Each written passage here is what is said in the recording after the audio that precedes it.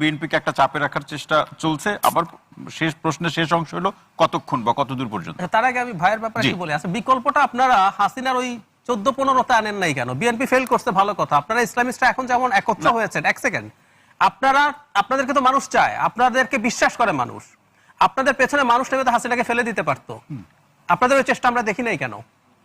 না, তখন আপনারা নামেন নাই কেন তখন? আমি দেখতে চাইতাম তো যে আপনি নেমেছেন, আপনি হাসিনার বুলেটের সামনে, অত্যাচারের সামনে। বিএনপির কি পরিমাণ অত্যাচার ওয়াদুদ ভাই দেখেছেন, আমিও তালিকা দিতে পারবো। বিএনপিকে নেয় নাই, ফাইন। আপনারা তো কিছুই করেন নাই। আমরা তো তখন প্রধান বিরোধী দল ছিলাম না।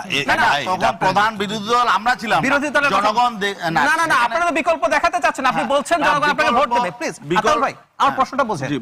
আপনি বলছেন জনগণ আপনাকে বিকল্প ভোট দিয়ে ক্ষমতা নিয়ে যাবে, তার মানে জনগণ আপনাদের সাথে আছে বলে মনে করছেন আপনারা। তো তখন ডাক দিলে জনগণ আপনার পেছনে আসতো তো। বিএনপি তো খারাপ, চাঁদাবাজ, টেম্পু স্ট্যান্ড। আপনারা তো ইমানি